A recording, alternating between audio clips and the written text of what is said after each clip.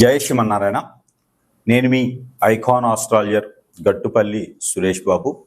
మనకి ఈ యొక్క కొన్ని విషయాలు మనము వింటుంటేనే, ఆలకిస్తుంటేనే, చూస్తుంటేనే అవి మనకి తెలియకుండా ఉండేటువంటివి, కొత్తగా ఉండడం, వింత ప్రవర్తనలు ఇలా మనకి చాలా మందిలో చూస్తుంటాం. అది మన ఇంట్లో కావచ్చు, పక్కింట్లో కావచ్చు, ఎదురింట్లో కావచ్చు, మనకు తెలిసిన వాళ్ళు కావచ్చు, ఫ్రెండ్స్ కావచ్చు, శ్రేయభిలాషులు కావచ్చు, రిలేషన్స్ కావచ్చు.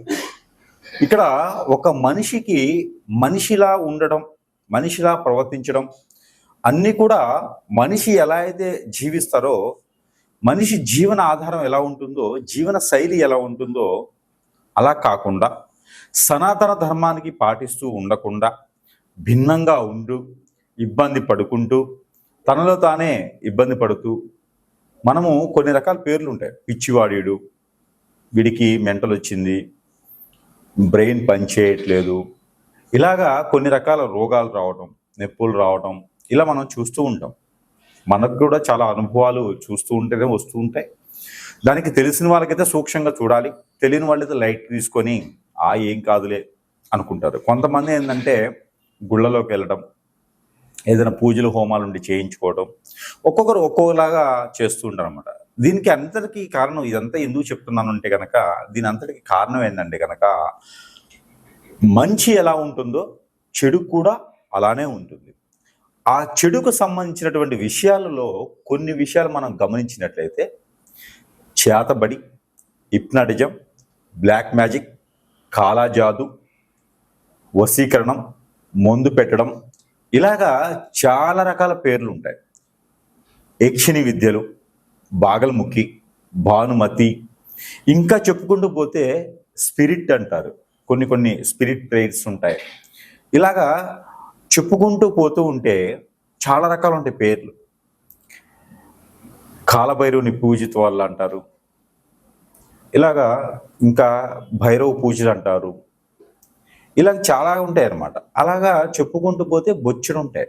అయితే వీటన్నిటికీ కూడా మూలం ఏంటంటే, ఇలా చేయడానికి గల కారణాలు చాలా ఉండొచ్చు.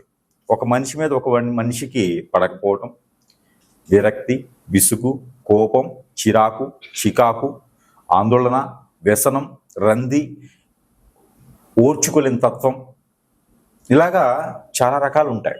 ఆస్తి కోసం, ఒక మనిషి ఇష్టం ఉండి వశపరుచుకోవడానికి, ఇలాగా రకరకాలుగా ఉండేటువంటి విధానాలు, ఆశలు, కోరికలు మనిషిని ఎంత దూరమైనా తీసుకెళ్తాయి.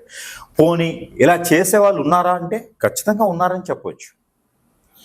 ఇలా చేయించబడిన వాళ్ళకి పరిహారం ఉంటుందా అంటే ఖచ్చితంగా ఉంటుందని కూడా చెప్పవచ్చు. అయితే దీనికి ముళ్ళుని ముళ్ళుతోనే తీయాలి అనే ఒక నినాదం అయితే ఉంది కదా, అది దాని ప్రకారంగా మాత్రమే చేయాలి. అయితే ఇందులో కొన్ని లక్షణాలు కల అటువంటి స్త్రీ పురుషులు కావచ్చు, పిల్లలు కావచ్చు, కొన్ని లక్షణాలు ఉంటే వారికి ఏం జరుగుతుంది, వారికి తీయించుకునే విధానం ఏంటి, అసలు మనం ఎలా గమనించుకోవాలి అని పరిశీలన చేసినట్లయితే కనుక, మనం మొదటగా ద్వాదశ రాశుల్లో నుంచి తీసుకుందాం.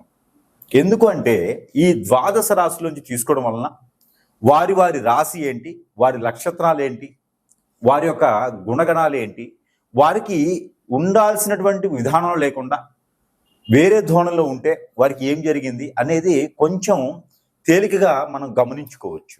అప్పుడు మనము సమీప దూరంలో ఉన్నటువంటి గురువు దగ్గరికి వెళ్ళటమా, లేదా ఏ ఆలయానికి వెళ్ళటమా, చెప్పేటువంటి పరిహారం ఏంటి చేసుకుంటే మరలా కూడా ఆ వ్యక్తి మనిషి జీవితానికి వచ్చి మరి కూడా జీవితం కొనసాగించేటువంటి అవకాశాలు ఉంటాయి. కాబట్టి ఆ విధంగా కొంచెం చైతన్యం ఇచ్చేదానికైతే మనం చూసినట్లయితే కనుక, ముందుగా మనకి చూసుకున్నట్లయితే మకర రాశి వారికి హిప్నాటిజం, బ్లాక్ మ్యాజిక్, వశీకరణం, చేతబడి, మందు పెట్టడం, బాగల్ముఖి, భానుమతి, యక్షిణి, కాలభైరవ, స్పిరిట్ ఇలాంటి ఏమైనా జరిగినాయి అనే ఆందోళన ఉందా, ఎలా తెలుసుకోవాలి, సిమ్టమ్స్ ఏంటి, వాటి పరిహారాలు ఏంటి అని చూసినట్టయితే కనుక, ముందుగా సిమ్టమ్స్.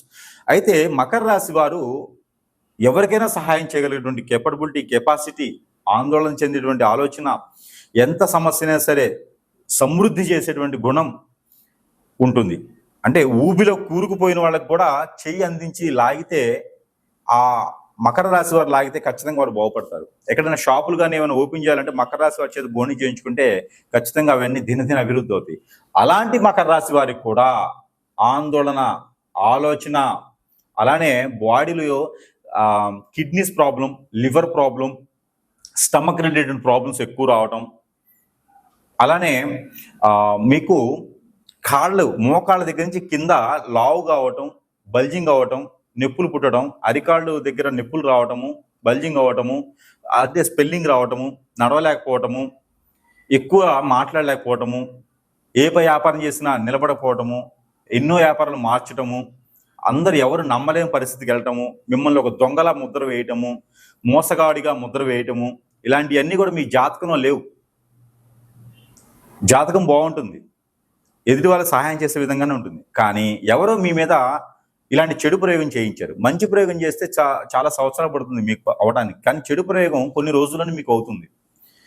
మీ చుట్టూతో ఉండి మీ రిలేషన్లో కావచ్చు, మీ శ్రేయోభిలాషులు కావచ్చు, మిమ్మల్ని నమ్మిన వారు కావచ్చు, మీ భార్య కావచ్చు, మీ భర్త కావచ్చు, చాలా రకాలు ఉంటాయి. ఫలానా వాళ్ళని చెప్పలేం. ఎవరైనా మీకు చెడు ప్రయత్నం చేస్తుంటేనే మీకు అలాంటి ఆందోళనలు వస్తాయి. భుజాలు, ఈ షోల్డర్స్ పెయిన్ రావటం, బ్యాక్ పెయిన్ రావటం, ఇలాంటివి ఇంకా చాలా ఉంటాయి. మీకు ముద్ద దిగరపోవటం, అంటే హార్మోన్స్ ఇంబ్యాలెన్స్ రావటం, గ్రంథుల్లో ప్రాబ్లం రావటం, సైనస్ ప్రాబ్లం కావచ్చు, అనే ఇంకా చాలా రకాలు ఉంటాయి. ఇవన్నీ కూడా మీకు సమస్య ఎక్కడి నుంచి వస్తుంది అంటే ఏదో చెడు ప్రయోగం వల్ల మాత్రమే వస్తుంది. పక్షవాతం రావటం, సోరియాసిస్, పెరాలసిస్, ఇలాంటివన్నీ కూడా మీకు ఆరోగ్య సమస్యలతో రావు. మీకు ఏదో జరుగుతుంది, ఆ జరగడం మాత్రమే వస్తుంది. ఒక్కొక్కసారి ఈ రాశి వారు అయితే కోమాలకు కూడా వెళ్ళిపోతారు. బ్రెయిన్ పనిచేయదు, బ్రెయిన్ క్యూబర్ లాంటివి కూడా వస్తాయి. అవన్నీ కూడా ఎవరో ఏదో చేపిస్తున్నారు, మీ ఇంటి మీద కావచ్చు, మీ మీద కావచ్చు. అలాంటి ఆందోళన ఉన్నప్పుడు డాక్టర్ గారి దగ్గరికి వెళ్ళడం కాదు, మాలాంటి వాళ్ళ దగ్గరికి, గురువు దగ్గరికి కూడా వెళ్ళి సలహా తీసుకోండి. సలహా తీసుకుంటే మీకు ఎక్కడ సమస్య ఉందో ఆ సమస్యకు పరిష్కారం దొరుకుతుంది. అందుకని మీరేం చేస్తారంటే, ఇలా మీకు సిమ్టమ్స్ ఉన్నాయంటే కనుక ఖచ్చితంగా మకర రాశి వారు రావి చెట్టు, వేప చెట్టుకి పూజ చేయటం, వేప చెట్టు ఆకులు తీసుకొచ్చి నీళ్ళల్లో వేసి, జామ చెట్టు ఆకులు తీసుకొచ్చి నీళ్ళలో వేసి, మునగ చెట్టు ఆకులు తీసుకొచ్చి నీళ్ళలో వేసి, రావి చెట్టు ఆకులు తీసుకొచ్చి నీళ్ళలో వేసి, కొన్ని మాత్రమే నీళ్ళలో వేసి, ఆ నీటిని బాగా మరిగించేసి, దాంట్లో కొంచెం పసుపు వేసి బాగా నీటిని మరిగించేసి ప్రతి వారానికి ఒకసారి స్నానం ఆచరించడం.